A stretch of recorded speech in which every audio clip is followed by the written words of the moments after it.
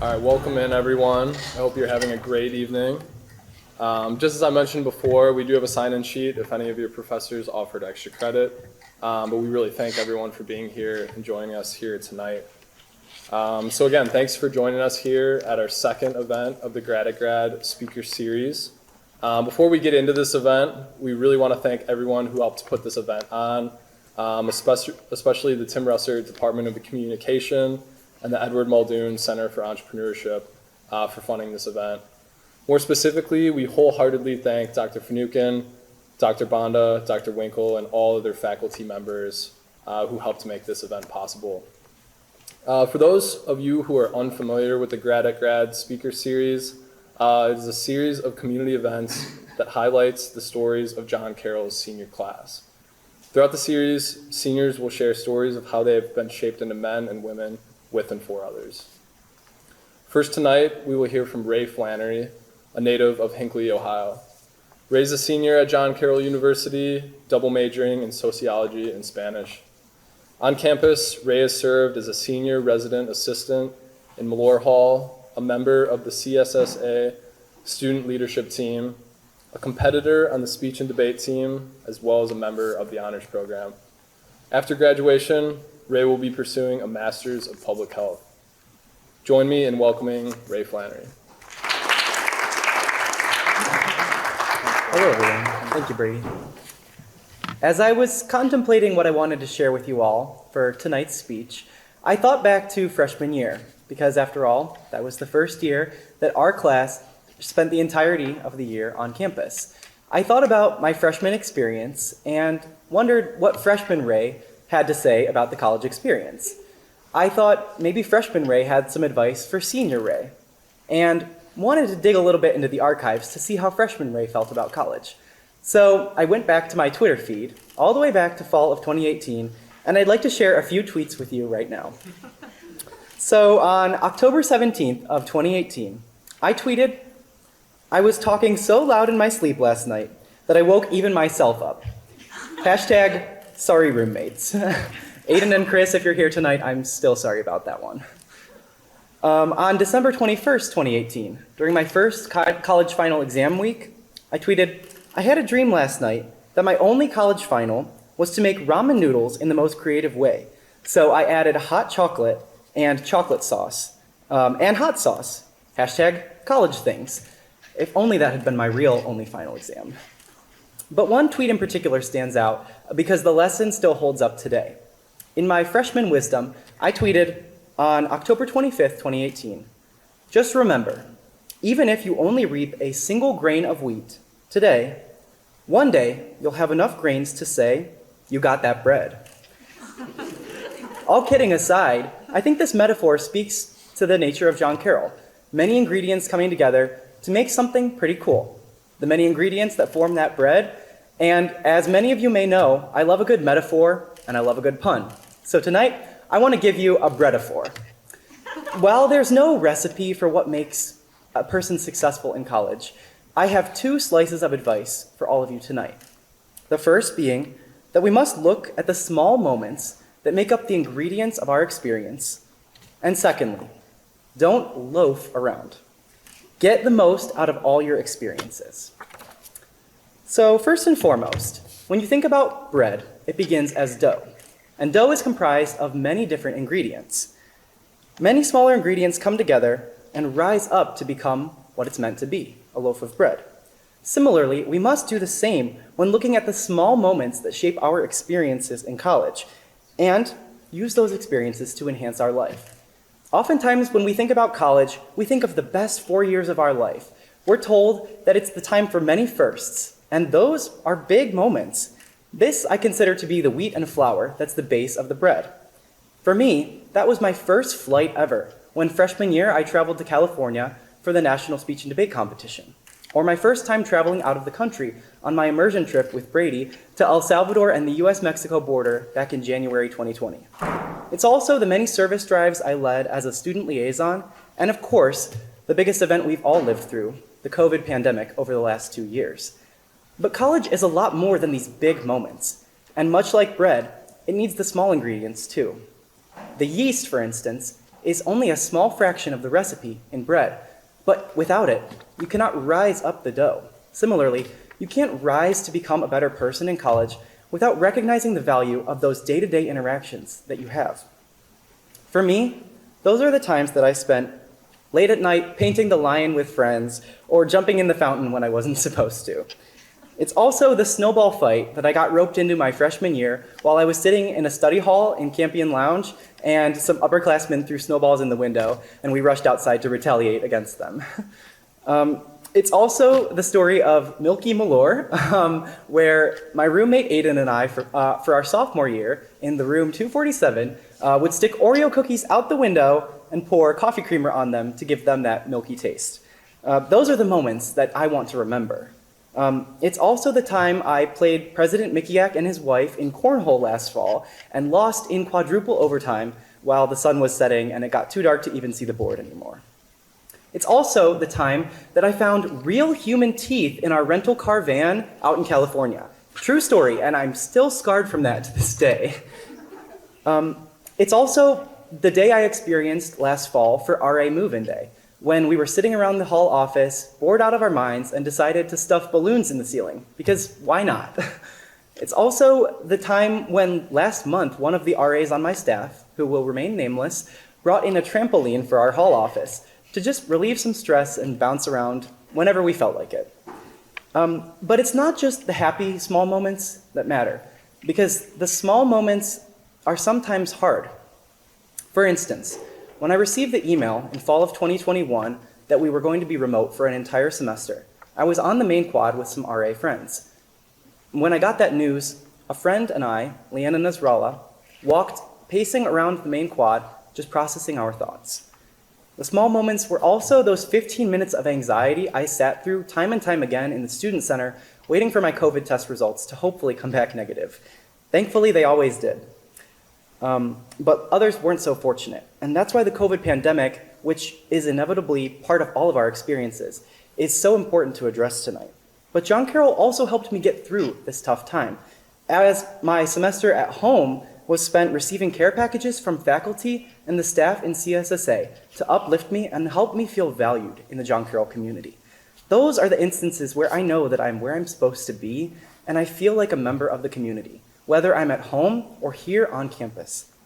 Which leads me to my second piece of advice for all of you. Don't loaf around and instead get the most out of your experience. My friends this year know that I've been saying this mantra. It's squeeze the juice out of senior year. Now, I know what you're thinking. 2 metaphors? What's going on there?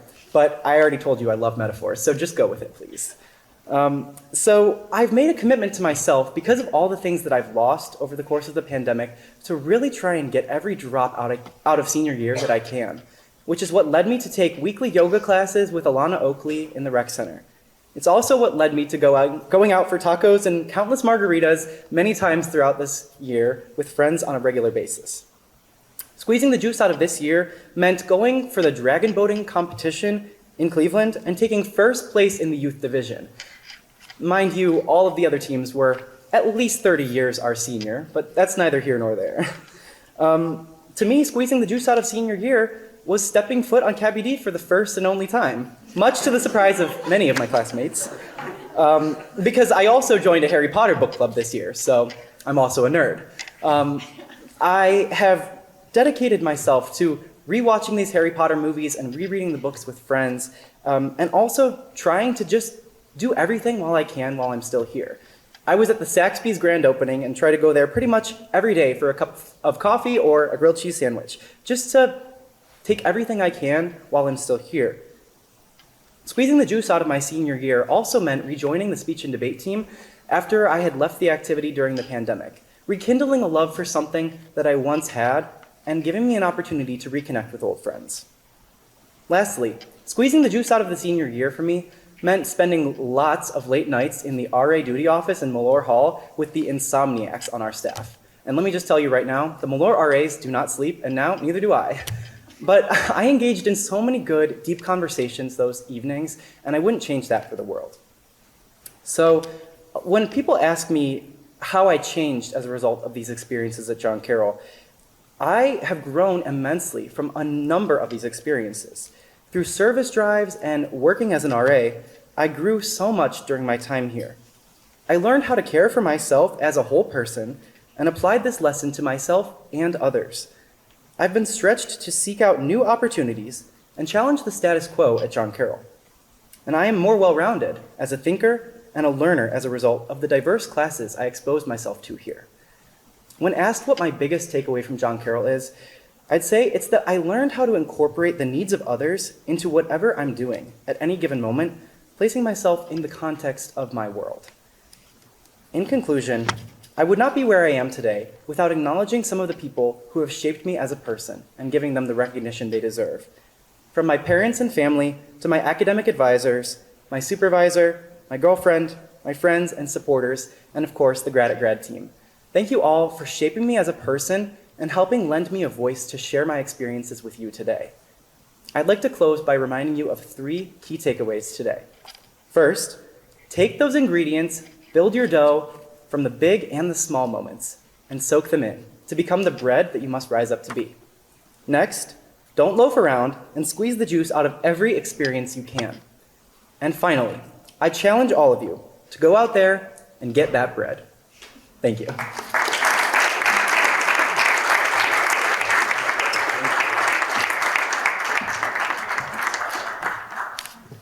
Well done, Ray. You're truly one of a kind, and we thank you for sharing your experiences with us. Our second speaker tonight will be Caitlyn Drake. Caitlyn is a senior from Stowe, Ohio, majoring in early childhood education with minors in Spanish and peace, justice, and human rights. Caitlyn has been very involved on campus, serving as a CSS liaison, a member of the Chi Omega Executive Board, and a member of the Arupe Scholars Program. She was part of an immersion to Ecuador and served as the student coordinator for the U.S.-Mexico border immersion. Currently, she's a student teacher at Urban Community School. Please join me in welcoming Caitlyn Drake.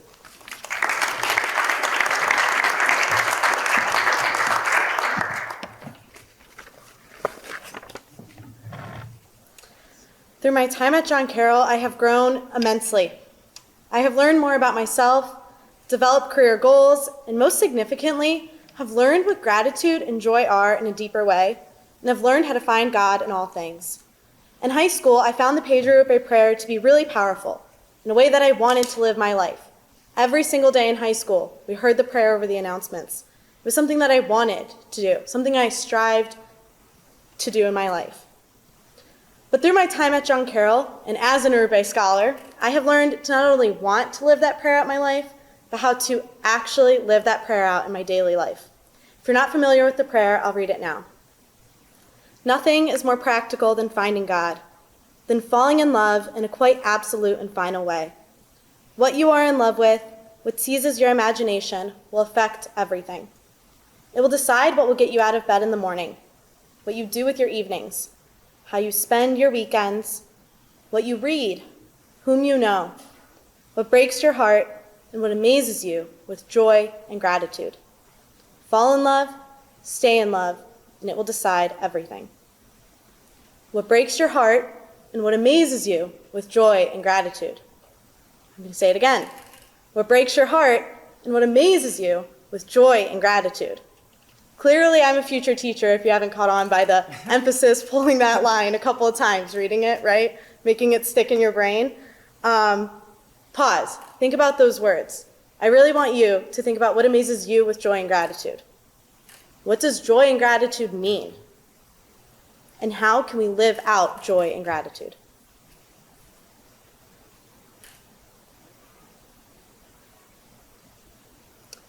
Through my time at John Carroll, I have learned what gratitude is and joy and how to be filled with those every single day through Christ. Now, don't get me wrong, I knew what gratitude was before this.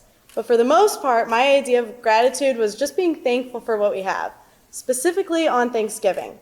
You know, when your mom has that really good idea to go around the table, say what you're thankful for, right? And you start saying like family, friends, everybody's rolling their eyes now, right? Cousins are doing it. And then all of a sudden you're up next. Mom tells you, you can't repeat answers now. Now you're even more upset because your sister just said she's thankful for the car. Your dad already said he's thankful for the house. What are you thankful for? You're really stumped now. Well, because of my time at John Carroll, and especially because of my immersion trip to Ecuador, I can come up with copious amounts of reasons why I am filled with gratitude and joy. Now, some days it's really easy for me to find gratitude and joy. Other days I struggle and suffer to find those moments. Right after my freshman year, May 2019, I boarded a plane with just a carry-on suitcase for a week in Ecuador, thinking it was going to be like any other ordinary service trip, that I'd be going to Ecuador to learn about poverty and maybe do a service project for 7 days. I was completely and utterly wrong. On this immersion trip, daily we entered the homes of families, living in the deepest of poverty, surrounded by injustices, and I didn't do a single service project to help them. Instead, the goal of the immersion was to learn about these injustices, change our hearts, and look beyond our own perspective, share stories of the lessons we learned. Our only job was to build relationships with these people that we had met, hear their stories. And this entire week in Ecuador, I was overflowing with happiness, gratitude, and Christ's love. My heart was set completely on fire. To set the scene a bit, the community we lived with in Ecuador lives in severe poverty, like I said. In fact, more than I had anticipated to experience. Homes were built from cane. The floors were dirt. Typically, it was just a one-bedroom house. If there was another bedroom, it was a curtain or a sheet to hang to divide the rooms. There's no Wi-Fi. There's no electricity. There's no running water. Water comes from water trucks weekly.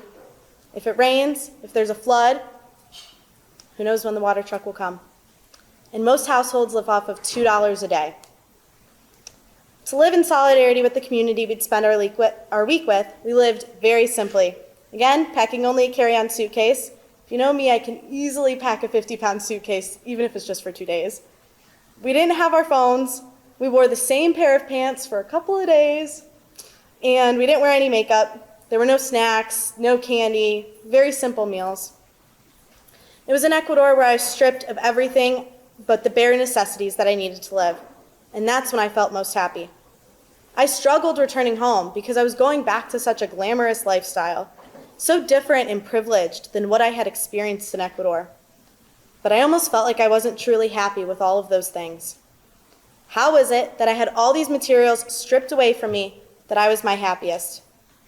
It was because I learned how to find real gratitude in real things, not just those fake made-up things that people buy that create happiness, in the real things.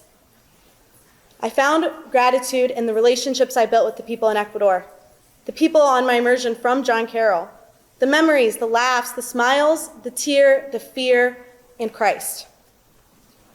When I walked into a home of a family of 5 who shared one queen-size bed, or heard the story of a father who left his children and his wife who both had serious medical conditions, and so many other stories, it felt like somebody had taken my heart, ripped it out, stomped on it, and torn it to pieces. But then I listened to stories of these same people who had so little, who felt such injustice in their communities, that told stories of bravery, told stories of hope, of faith, of gratitude, and of love, that my heart was pieced back together and set on fire. If people living in the deepest poverty could find and express joy daily, then why couldn't I? I finally understood what it meant to be heartbroken, but amazed with joy and gratitude. Heartbroken, but amazed with joy and gratitude. Gratitude comes from love. Gratitude comes from those around us. We find gratitude when we can fully live in the present moment, take away all those other distractions, focus on what we are grateful for and those things that aren't material objects, those things in which we can find pure joy. Okay, but you're probably sitting here thinking, that was just 1 week or 7 days of your John Carroll experience. How has that made a greater impact? Well, Ignatian spirituality asks us to find God in all things. For me, finding God means looking deeper than the surface level at the moments throughout our day and reflecting upon those, embracing those. Embracing those moments allows for us to find Christ's love through the joy and the thankfulness. I now fully embrace those moments of joy, moments of laughter, and moments of peace, while I also embrace those moments of sadness, moments of frustration, and moments of suffering. It'd be super cool if everyone walked away tonight thinking of exactly where they found joy or exactly where they found gratitude today in a deeper way. But the reality is some days we're going to struggle. Some days it's going to be hard to find joy and gratitude. And although it's been my goal to find those, it hasn't been an easy task. Yes, there are nights I go to bed struggling to find joy in the day. Yes, there are nights I go to bed surrounded by so much, but feeling like I have so little, struggling to find what I'm grateful for. But for why? It's something I'm frustrated with in myself. I'd be lying if I said my time here at John Carroll was easy, or that every single day I'm filled with happiness and gratitude. Maybe it looks that way from the outside.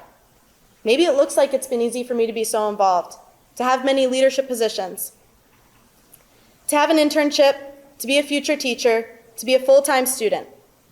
But with all of that has come much challenge, a need to be resilient and rise up for what I stand in and for what I want to see happen in our world, to become stronger in who I am and learn how to cope with mental health challenges. And although it is challenging and I struggle many times, I'm grateful for the sadness. I'm grateful for the loneliness, for the tears that I cry. I'm grateful for those moments because they make me who I am. They've made my John Carroll experience what it is. Because it's not always glamorous, it's not always beautiful, it's not always happy. That's life. Now as a senior, I know I'm just a few weeks away from graduating, and those moments of heartbreak and joy and gratitude I'm looking for every single day as I walk through campus. Because I know I'm going to be heartbroken when I leave. I know I'm going to shed tears when I move out of my house with Meg and Mary and Olivia. It's going to be so sad. Especially because all three of us are moving to different states after graduation. Going to be hours away from each other. It's not going to be easy. That's why I stopped to embrace those moments when we laugh till we cry together. When we watch Encanto for like the third or fourth time, even though we're, 22? It's a great movie. Those moments where in the morning where we're hustling and bustling around the house, passing each other through the kitchen, up and down the staircase. I love those moments. We only have a few of those left.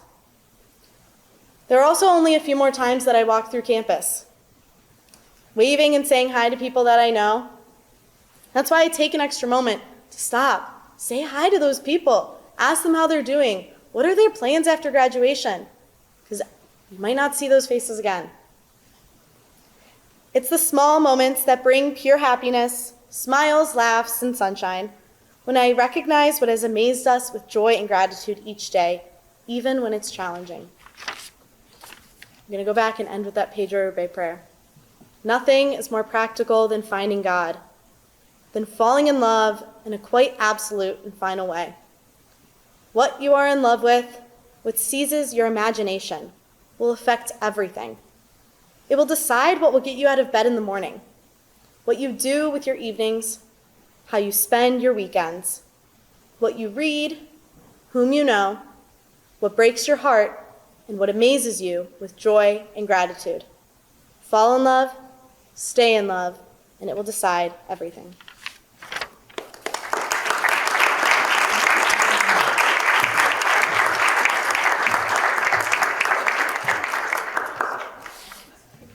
Caitlyn, that was amazing. Thank you very much for sharing.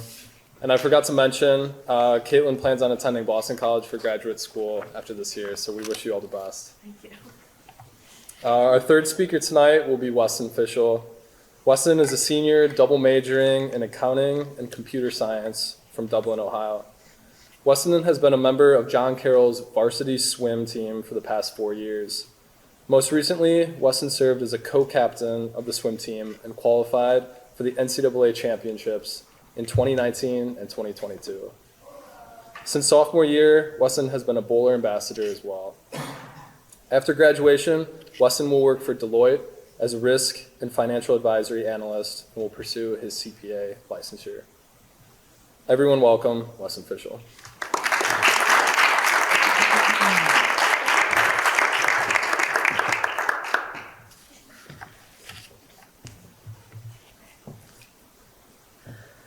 Good evening, everyone, and thank you for making time to support us and learn from our experiences at John Carroll.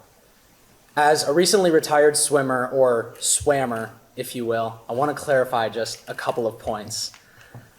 My shoulders have made it more difficult to find clothes that fit. We do shave our entire bodies, men included, but only for our championship meets. We do not do that all the time. And we do eat a lot.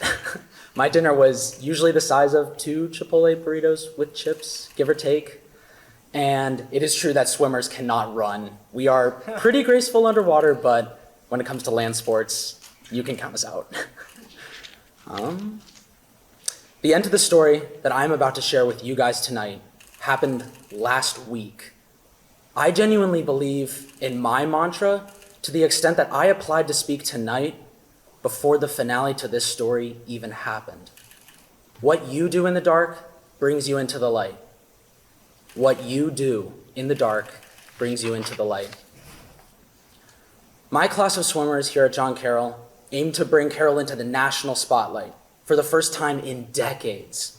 I personally ate, slept, and breathed that goal ever since I committed to swim here. After graduating high school, I swam on my club team, and I coached a summer league age group team in my hometown called the Dublin Dolphins. And I wanted to slack off that entire summer so badly so that I can enjoy my last season on a club team that had no swim meets, and it had no relationship with John Carroll at all. The only people that I knew that summer were like the head coach of the Dublin Dolphins, a man named Tanner, and another age group coach. His name was Graham.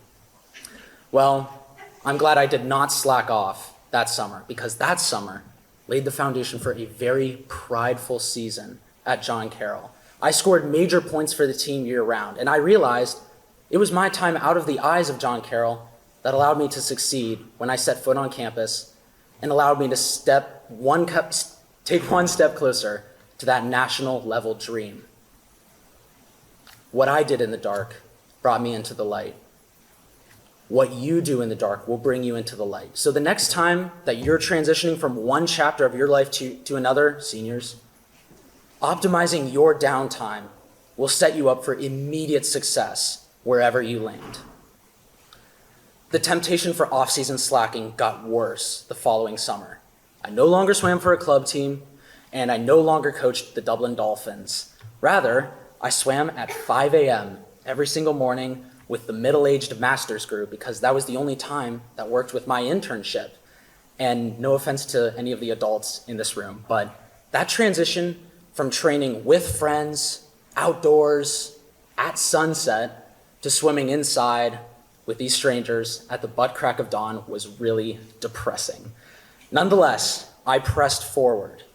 And that sophomore season I had following that summer was even more successful. This time, I swam onto a relay that not only won the event at OACs, but qualified for NCAAs. And I vividly remember the first 10 minutes after that race. I was waving to my parents, everyone was congratulating us. I went up to my best friend Christian and I was like, "We did it, man, we're going to nationals." And I jumped into the warm down pool smiling, realizing we did it.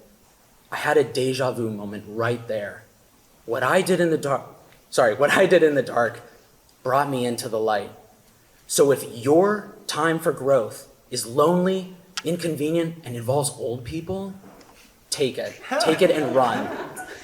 Because it is every little moment that can add up for your time to shine. 2 days before flying out to NCAAs, the meet was canceled for COVID. Within a matter of one weekend, I lost everything. That once-in-a-lifetime opportunity, a team that motivated me, a campus I called my home, and a pool I considered my own room. You can forget about my grades. I was about to go there, but no. The only good thing that came out of that spring was from my coach. He said I was selected to be a team captain, but that selection came as he retired, so that was probably part of his suicide mission. We'll see. But I'm sure everyone here understands that insane temptation to slack off that spring. I had lost so much, and all of you did too, but I chose to forget about the opportunities that we missed and instead dream about the opportunities to come, because I knew I was not in the dark alone and that the light would shine again. I couldn't swim that summer, so I ran and biked. And like I said, swimmers can't run, so that went extremely well. I was in the darkest place I had ever been in, mentally, physically, and emotionally. Once more, though, I pressed forward, and I am not going to give prizes for anyone who can guess the outcome of that season because it was stellar. This time I anchored a relay, and anchoring is arguably the most important spot on relays, but NCAA's was already canceled that year, which means I had one more year for that national level dream, my senior year. I cannot stress this enough. What you all do in the dark will bring you into the light. When literally everything is against you, remember you're not alone. And chances are, if you can do more than the people next to you, you will come out on top when the light shines again. This season is when everything fell into place. Remember Tanner, the head coach of the Dublin Dolphins? He's now the head coach at John Carroll. And remember Graham, my lifelong teammate? He's now the graduate assistant. I had a high school teammate I swam with my whole life. He committed to John Carroll, and I swam all summer with him, and it was the best summer ever. The pools reopened. I couldn't be happier. And as soon as I got on campus, I was living in that pool. If I was not training, I was setting up equipment, I was cleaning, I was filling up waters, you name it. I was all in for the team. But the pattern broke. My mid-season meet was notably worse than any other season I had. So months ahead of my last OACs, Tanner flipped my training program on me that I've been sticking to my whole life. And I trusted him with everything in me, with only one more chance at NCAAs. He told me 2 weeks before that meet, OACs, he said, because of your commitment to this program over the past 4 years, your work ethic in the pool and your leadership outside of the pool, we would consider having you as an alternate on the national team if you do not directly qualify. In that moment, my head was spinning. Like my dream was coming true in that moment, right? We agreed that as long as I did not bomb my meet, I would be a part of the national team. Then I bombed my conference meet. I'm serious, I bombed it. I did not do well. I swam onto no relay and was nowhere near close enough to an individual national cut. After celebrating the men's and women's 6th straight conference title, I made a retirement post on Instagram and broke down in tears, wishing I could redo my last ever race in Akron at OACs. 2 days after that sad night, Tanner sat me down in his office again, and he said, that meet did not go well for you. And I'm thinking, yeah, I know. But he said, because of everything you've done for this program, your season should not be over yet. We are extending you the alternate position on the national team. At least that's what I took away. I was going through like the best whiplash ever, if that's even a thing. You best believe, from that moment on, I did everything I could to make that national team proud. We trained over spring break, so while I was dreaming of going to Lottie, I was stretching, eating well, resting, missing out on those opportunities, knowing my dream was about to come true. And it wasn't until the next week, when we got to NCAAs, when Tanner told me that I was going to be a part of that relay.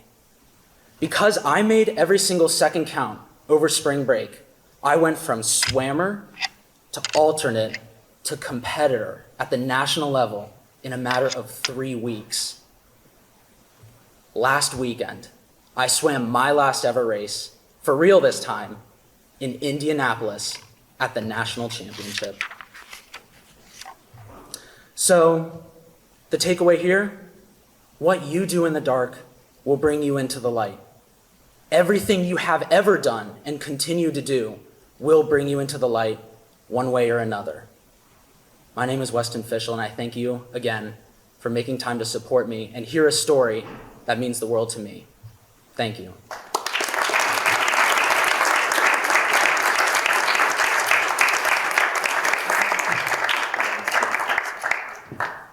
Thank you for sharing that, Weston. And your successes here at John Carroll, truly a testament to your hard work.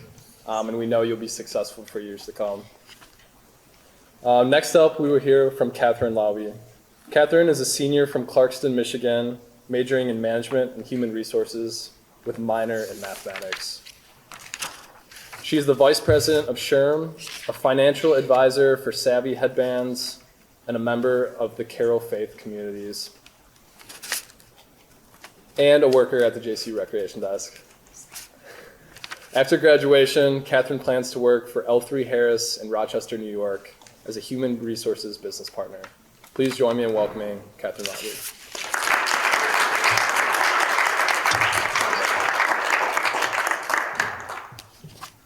Weston's a bit taller than I am, so we'll just lower this down here a little bit. Thanks, Brady. So I was thinking about what I was going to say, which naturally was yesterday about noon, the last minute there. I was like, okay, where should I start? And I knew I wanted to start with 8 facts because I recognize you don't know me. So I was like, okay, I'll start with that. And I started writing down on this piece of paper and kind of went from there. And then everything just kind of fell into place. So we're just going to roll with these 8 facts. But the reason I chose 8 was because I was like, okay, what number should I pick? And then I was like, okay, number that goes with John Carroll, 1886. I'm like, okay, wow, 1,800 facts. We'd be here for hours. Also, I can't think of that many facts about myself, so we're not going to do that. So then I kept thinking about other numbers, and I was like, oh, there's 8 dorms. 8, done. So that's how we got to 8. So first, like Brady said, so I'll start with my name and we'll get to my major, but Brady already said it, but we'll get there in a second. So my name's Catherine. I'm from Clarkston, Michigan, which is a suburb of Detroit if you're not familiar with Michigan. But I was a nerd and I knew in 8th grade that John Carroll was where I wanted to go. And so I remember thinking like, well, in 8th grade, my parents were like, you should probably start thinking about college. And I'm like, I'm 12, so okay, let's see here. So I was like, okay, let's start with what I know. Well, both of my parents went to John Carroll, and so did my aunt and uncle and my godmother, so I'm like, okay, perfect, let's start here. And I kind of knew what I wanted. Like, I went to public school, but I was like, I think I want to try something different than public education. And so I remember laying in bed one night, just looking on the web, kind of seeing, like, okay, what's John Carroll all about? And in that moment, I was like, this is perfect. Like, I knew exactly this is where I wanted to go. And all my other friends were like, you're 12, how do you know this? And I'm like, I just know. And so I only applied here and I got in, and when I got accepted, it was a done deal. And so I came to John Carroll, and really since that first tour, yes, I toured in 8th grade. Since that first tour, I just knew. I don't know how to explain it, but I feel like you understand, but I don't know how to explain it. So it really felt like home. I think one of the biggest things that I'm excited for going forward is that my sister is going to be a freshman, so the lobbies are 4 for 4, and I'm excited to see the Carroll experience through her eyes, kind of, one more time. So when I came to Carroll, I didn't know anyone. No one from my high school came here except like 2 kids from the private school, but I didn't really know them. And so I had like a friend of a friend who was going here, and we like met once in 7th grade at a birthday party. And so I was like, okay, I'll room with her. That's a true story. We did. And so I was like, perfect, I'll just room with her. And so we got here, and think of like the best roommate living situation you've ever experienced times 6. Like, that was living with her. Like, she was amazing. So the first night of college, we went to the first night frenzy, and we got the popcorn, we did the photo booth, and the shaved ice, all that stuff. And so I still have those pictures from the photo booth. That photo strip is hanging in my room today. We went to the Welcome Back concert, and that picture of us as Jesse McCartney also framed in my room. She was just really the best. So, like, when you come back from a long day of class and you're just gonna be like, oh, listen to what happened, or you have some gossip you want to share, like, she was always there to listen and to hear it. Every Friday afternoon we would watch movies together at 2 or 3 p.m., which I would usually fall asleep during, but she would watch the rest without me, which was good. We'd watch movies, we'd do homework, we'd sit on the couches in the common room, we'd chat with the other girls on our floor. Like, it was amazing. After that first semester, my roommate actually ended up leaving, and she decided that college wasn't for her, but she really made those first 3 months so much easier.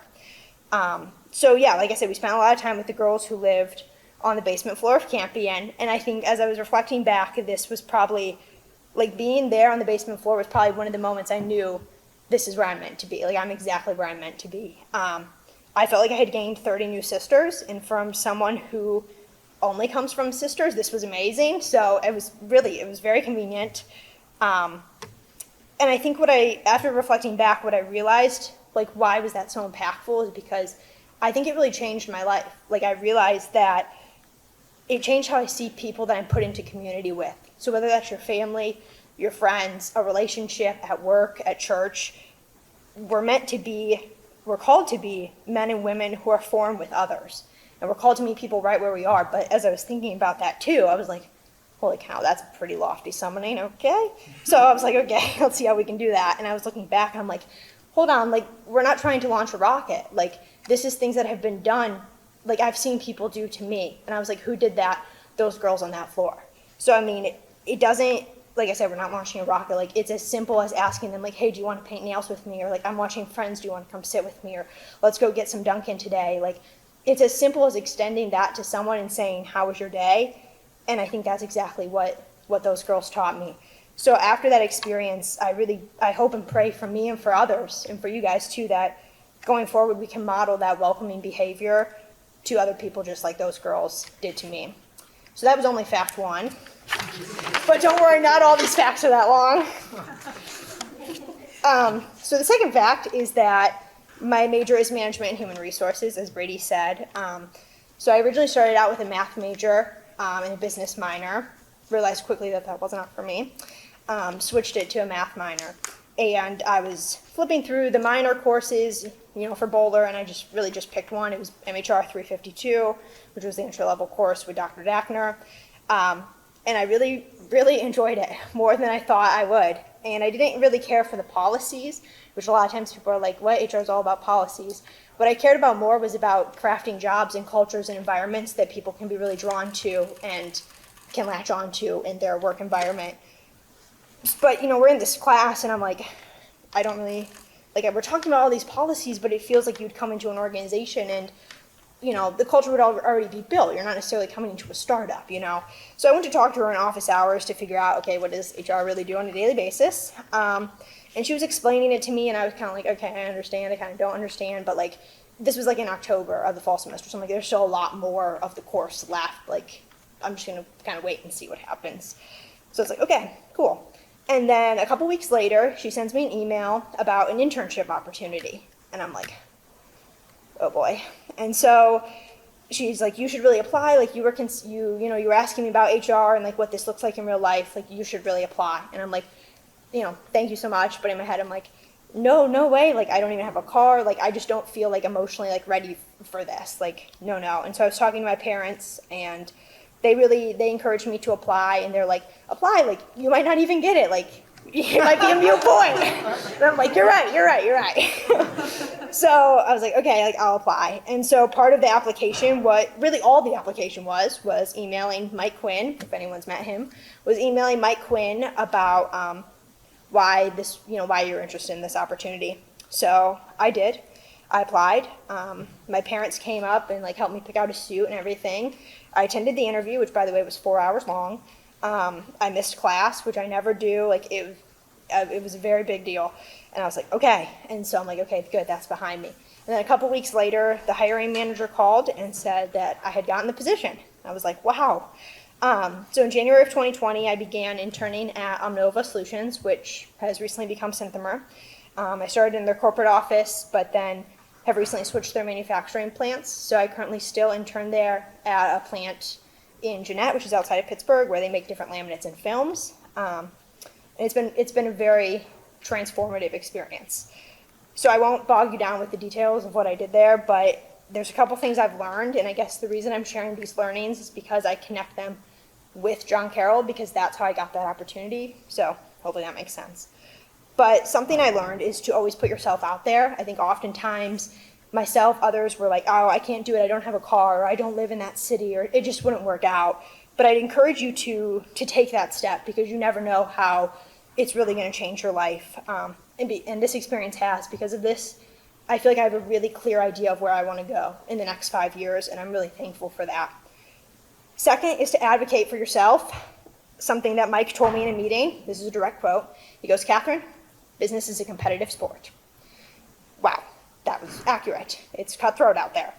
And every day you have to get up, you have to grind, and it's cutthroat, it's a competitive sport. But I think that is exactly, that's not new to John Carroll alums. We're well prepared for that. Next is to not chase money and chase passions. The intern pay rate obviously doesn't have you chasing money, but I think John Carroll has given me an opportunity to develop passions that I necessarily would not have been able to develop at another school, whether that's knitting, whether that's running, being involved in church, coffee, if you call that a hobby. I'm thankful for that because I think I wouldn't have found that at Michigan State or something like that. John Carroll has also helped me to find my next opportunity, like Brady talked about a little bit. A teacher posted it on our LinkedIn group about an opportunity to work with some alums, and once again, I was like, I don't know. I've never been to Rochester, New York, so I should probably apply. And I did. So like Brady said, after graduation, I'll be moving to Rochester to work with L3 Harris, which if you're not familiar, they work with the government and NASA to build rockets and other government vehicles. So I'll be working as an HR business partner in their manufacturing setting to make the technology that goes into that. We'll make walkie-talkies and night vision glasses for the U.S. Army. So I'm really excited about this, and I'm excited about this next chapter. But once again, like, this wouldn't have happened without Carol. So that was a really long fact, and I promise we're almost at the end. But what I'm taking away from this internship experience in this next chapter is to really live life with abandon. The opportunities that John Carroll presents are amazing. Like Weston said, like being a part of like a swim team, like going to a new student org, meeting a new roommate, starting a relationship. Like all those opportunities are really awesome, and John Carroll does a great job of presenting them. But you have to take that step and that courage to actually like say, yeah, I'm going to do that. I'm going to go to that club. I don't know anyone, but I'm going to go. Or sit by yourself in the caf. Like it takes courage to do those things. And I think what we have to remember is that the same courage it takes to go on to this next chapter, to start a new job, to buy a dog, whatever that looks like, that courage it takes to do those things are already inside of you. It's the same courage it took to go to that new student org. So I think that's really what I'm taking from that. So that was a long fact, so we're going to breeze through the next 5 facts. My minor is math, like Brady said. Sophomore year, I lived in Burnett Hall, which was very luxurious, and now I currently live in Murphy, which is equally as luxurious. I've only gotten 2 parking tickets. Yes, they were the same weekend within hours of each other, and yes, I still need to pay them off. That's actually what I'm doing tomorrow. I work at the rec desk. Like Brady said, that's a really great job, so if you're looking for a job, highly recommend. I also have every Inside JCU and every speed bump that's ever been sent these last 4 years because I'm like petrified to delete them. Like something might happen where I need to know what was on that Inside JCU from like freshman year. So they're all in my inbox. Okay, now to my last fact, which is the last story. So like I said, I live in a single Murphy, which has really been a transformative experience. I actually took all of last year and did classes remote the entire year from my parents' house in Clarkston, which was equally a very good experience. Got into cooking, hung out with my dog, played with my sister, met some new friends in my hometown, got COVID, watched some TV, painted my nails a bajillion times, things like that, which I think are similar to all of our experiences. But I couldn't help feel like, especially in the spring semester, I was missing out on my friends and, seeing what they were doing on Instagram and things like that. I was like, oh, I wish I could be there. So I was like, okay, I kind of felt a little defeated. But then I also knew that when I was coming back, I was going to live on campus, and most of my friends had moved off campus. So those two things coupled together, I was really nervous about coming back to school. But I decided to stick with my plan and return, and it's really been one of the best years at Carroll so far. It's really pushed me to meet new people, to lean into other things that I enjoy, those things I developed in COVID, those things I like doing, lean into those things and develop them even more. I attend every CFC meeting. I've met friends on my floor. I've gotten super comfortable eating by myself. So if anyone's looking to go to lunch, let me know. I like to hang out with the other HR kids a lot and do fun stuff like that. And I think I've really learned, or I've been able to have like a hybrid experience, like I feel like I'm living on my own, but I'm still living in college. And it's been really, really great. For some reason coming back, I thought that the Carroll community wouldn't deliver, that I would just be left high and dry and it would be sucky. But I don't know why I thought that, because that's not the Carroll community that I know and that we know and love. So I think what I'm taking away from this final year is that everything that I thought I could need was really provided for me. Like obviously, yes, we have like shelter and food and stuff, but I'm talking about like the things that fuel our souls, like your friendships, your hobbies. What I thought wouldn't be there really was there. So whether you put your trust in fate, God, karma, your next door neighbor, know that everything will work out and it will be provided for you. So I've probably been talking for a long time, and I hope you followed all this. But if you're walking away from this talk, I want you to take these 3 things away, because these are the 3 things I'm taking away from my experience here. When things feel like there's no way for it to work out, know that God or karma or your neighbor will provide it for you in ways that you never dreamed were possible. Second, don't be afraid to put yourself out there to meet a new friend, buy a new house, get a new job, call an old family member who you've missed. Do it. Don't be afraid to do it, because you never know how it could change your life. And remember that the courage you need to take that first step is already inside of you. Number 3, I hope we can always create a welcoming environment for those who are around us and those that we meet. And I pray that we can meet them exactly where we are. Carol has made me feel welcome and accepted literally since 8th grade. So I pray that we have the grace to do the same things to those we meet. Thank you guys for everything, for listening. Onward on.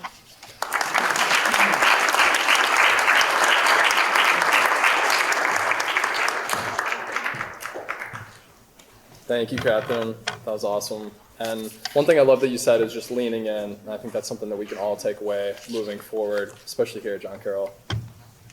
Our 5th and final speaker tonight of this event will be senior Nick Nuzzo from Pittsburgh, Pennsylvania.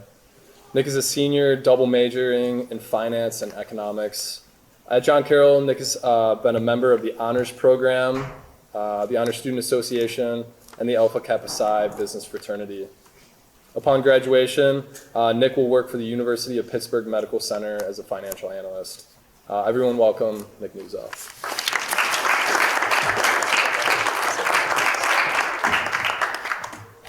All right. Hello, everybody. I want to thank you all for coming out and listening to some great stories from some great people and spending time with the John Carroll community. I'm super excited to be able to get up here, share my story, partly because I love to hear myself talk. So this is super exciting. Also, this is probably the closest I'll ever come to giving a TED Talk, so I'm going to enjoy that. But that's enough for the jokes, in case like Will Smith is around. But in all seriousness, it's important we share our stories and experiences as men and women for others, and especially towards underclassmen who are still navigating their way through school. I want to first begin by thanking some very important people in my life, above all God, who has blessed me more than I can even imagine. My parents, who have loved and supported me unconditionally. Because of them, I've wanted for nothing, and it wasn't until recently that I've realized how much they've truly done for me. In that same breath, my siblings, who have been a stabilizing force in my life, I couldn't be luckier to have you 3. I'd also like to thank the teachers, staff, friends, and all who have impacted my John Carroll experience. And last but certainly not least, my amazing girlfriend, Alyssa. You came into my life when I needed you the most and continuously helped me face life's greatest challenges. So, to start it off, my story, like most, starts as a freshman coming to John Carroll. I was ready to leave home and experience something new. College would be my first time leaving home, and I was ready. So move-in day came.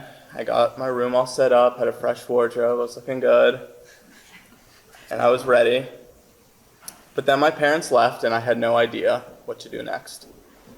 I remember sitting in my room for the rest of the night wondering where I go from here. And really, for the first time in my life, I felt alone. That feeling would persist for the entirety of my freshman year and into sophomore year. It was really hard assimilating to college life.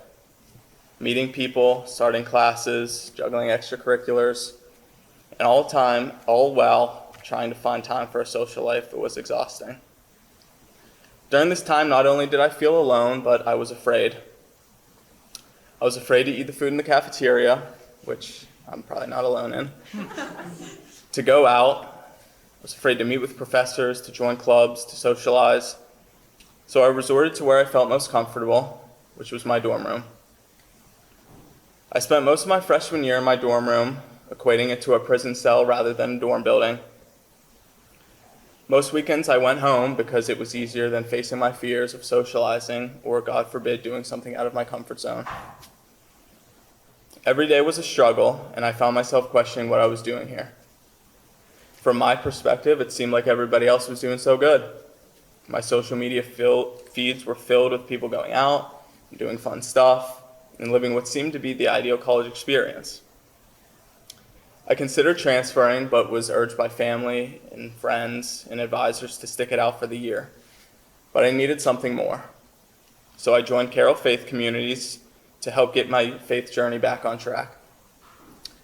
I never spoke much, but just being in the presence of others helped me feel more comfortable on campus.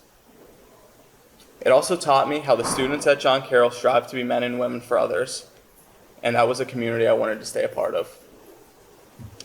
Likely because of CFC and the friends I met there, I ended up staying and told myself that sophomore year would be better. Part of that was true. Sophomore year started exactly how I wanted it to. I made more friends, I went out, was doing great in school, took my first ride on Cabby, invited him, but I guess he didn't show up. No, I didn't. But like life always does, it throws a gut punch when you're least expecting it. In October of that year, I got pretty sick. I was having severe stomach problems, which briefly put me in the hospital. Fortunately, though, I got better, but I lost a part of myself along the way. I fell back into fear and extreme anxiety. I refused to leave my room, to eat, to socialize. My anxiety quickly turned to depression, and I found myself questioning whether life was worth living at all. This was undoubtedly the lowest point in my life, and I wasn't sure how to move forward. Fortunately, though, my mom stepped in and helped me get the help that I needed through both the John Carroll Counseling Center as well as a private therapist. And with their help, I got practicing in managing fear and anxiety and depression. And without that kind of support, above all from my family and loved ones, I don't know where I would be today. So over time, I got better at managing my anxiety and fear. I learned to cope and try and get out more.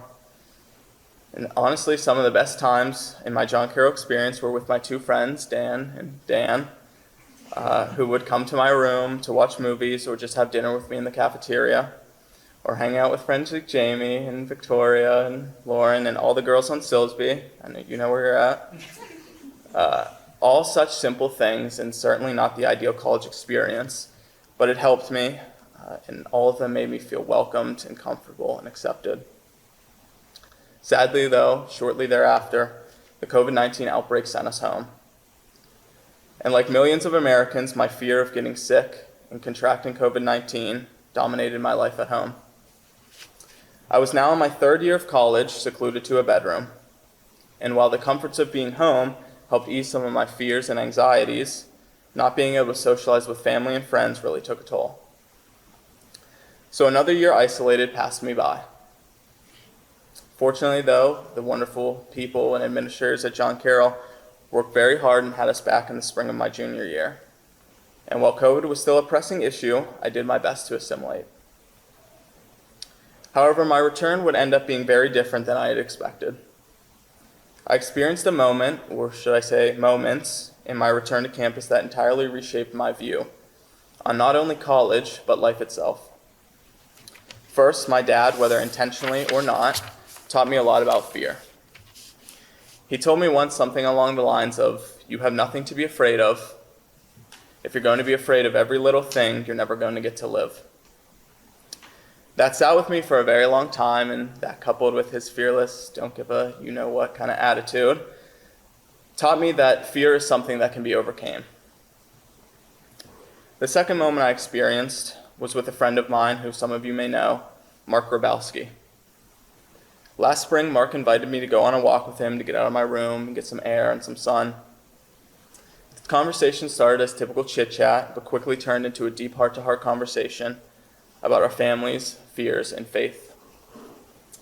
What I learned on that walk was that I'm not alone in the feelings that I have.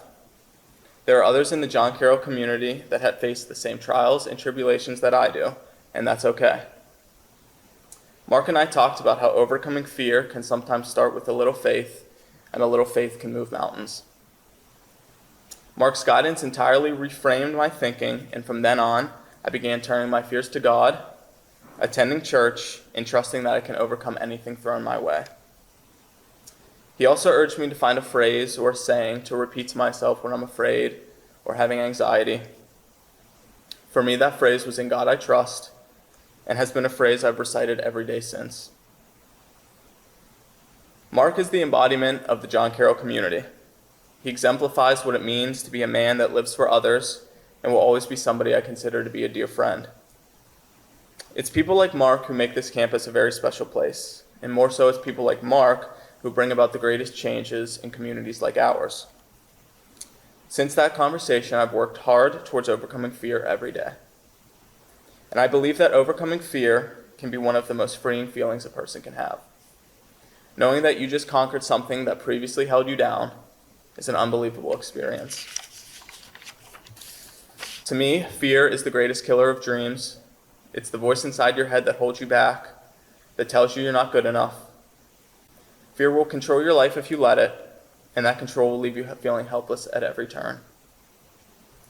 Every time you let fear dictate your life, you help that fear grow bigger and stronger. The only way you and I can change, the only way we can break out of our fear cycles, is to step right into the face of our fears, to look it in the eye and push ourselves to move past it. I chose to speak today to you all, young or old, to tell you that you are not alone in your fears, to let you know that you have a community here that will help you confront your fears and move past them. I spent 2.5 years at John Carroll living in fear, and I regret it. I regret the opportunities that I had and did not take, the events I was invited to and did not attend, and the moments I missed because I was afraid of what might or might not happen. So for the underclassmen in the room, I want to tell you, do not let these 4 years pass you by. Take an active role in your life and do the things you might have never thought you could do. And for those graduating, those entering the workforce, or even those retired, take time to recognize what you may be afraid of and then go and face it. As cliche as it is, life is so short. We don't have the time to sit around and be afraid. So again, for all of you living in fear, struggling with fear, or just afraid of what's next, it's time to take back control. Know what your fears might be holding you back from, and then go and take it. Thank you.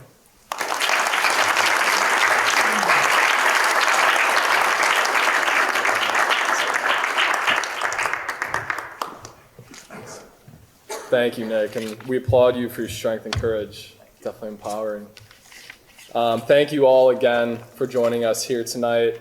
We just want to reiterate our thankfulness for the Edward Muldoon Center for Entrepreneurship and the Tim Russert Department of Communication for helping put on this event. We hope you enjoyed this event this evening, and strongly encourage you guys to come back April 25th, so in a couple weeks from now, to join us for our final Grad at Grad presentation. We're going to be having more food there, ideally cater some food, and offer more of kind of a communion afterwards for everyone to join in and conversate. We will hear from Margaret Skubik, Kira Riley, Sean Patterson, Riley Haas, and Celeste Hamper at our final Grad at Grad speaker series. But thank you all again for joining us tonight, and have a great rest of your evening.